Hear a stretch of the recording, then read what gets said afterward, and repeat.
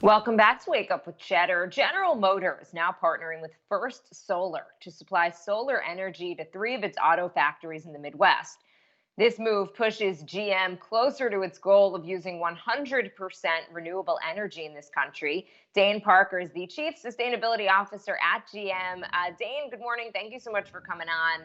How will this potentially help bring GM closer to its goal of an all-electric, zero-emissions future? Good morning. Yeah, so for us, zero emissions future needs to be about both the vehicles and the energy that powers those vehicles and that produces those vehicles. And so for us, this march towards a renewable energy future is important for us to manufacture vehicles with the smallest footprint possible and to provide more and more energy opportunities for those who charge those vehicles to charge them on a green grid and help us all get closer to the solutions we need for the climate challenges we face.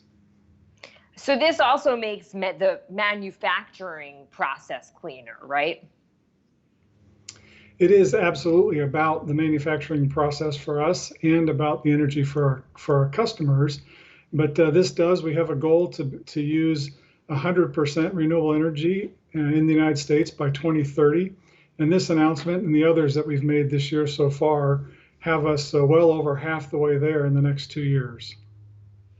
I do want to ask you about GM's $2 billion deal with Nikola, an electric truck maker. That company's CEO, of course, had to resign over allegations of fraud. There are reports that negotiations are ongoing and that GM may want a bigger stake in the company. Where do things stand right now? And does GM still have faith in Nikola?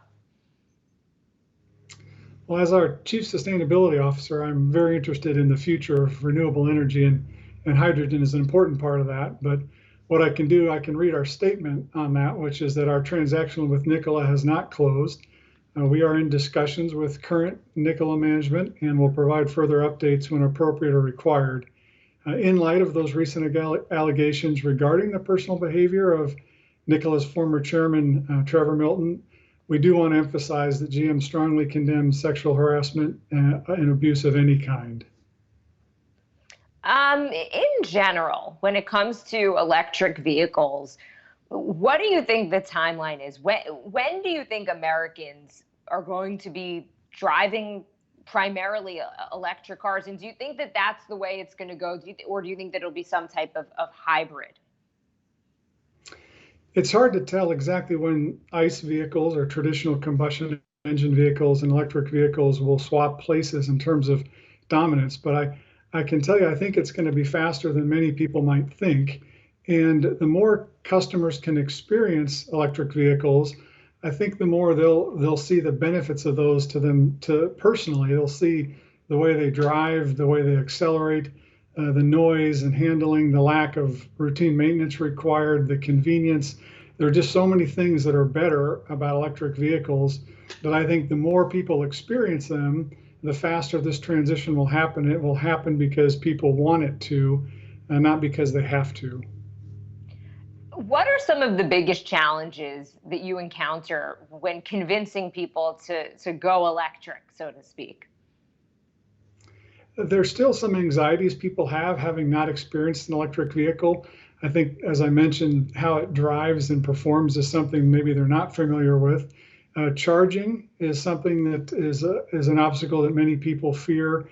And so one of the things we're working to do is develop infrastructure that'll help take away some of those concerns and fears, help people realize that it can be their daily vehicle, not just for a commuter, but for longer trips.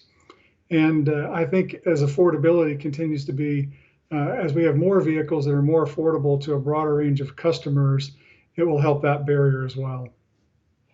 I want to just switch gears for a minute and talk about the coronavirus pandemic. How has GM's production been impacted, and where do things stand now? Are you kind of back on track to where you were pre-pandemic?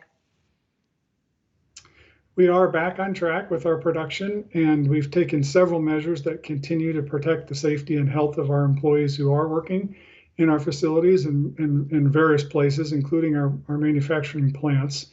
And we continue to support our business partners and suppliers as they also face challenges and our workforce. As many people experienced with schools not being in, it creates a new set of challenges for our team members. And so we are working through all of those in a way that protects them and helps them be able to come confidently to work. And our production today is back, and things, as we've seen in the Q3 results, are looking fairly strong in the North American market. And Dane, you are GM's first chief sustainability officer. What is your number one goal, just say for year one? My year one goal was to get the company focused on the things that are most important for us, which is our products and our renewable energy footprint, and to bring as many people along on the journey as possible to help excite the passion that exists and the creativity that exists to unlock the potential that I see within the company. And it's been amazing how well people have responded and the level of engagement I've seen across the company and the enthusiasm for people to make a positive difference for the future. And ultimately, for me, sustainability is about people, and people are the beneficiaries of this, and they're the most important part to bring it forward. And I'm excited to see the enthusiasm within the company for everyone to make that difference. All right. So great to have you on. Dane Parker, Chief Sustainability Officer at GM. Thank you so much for your time this morning.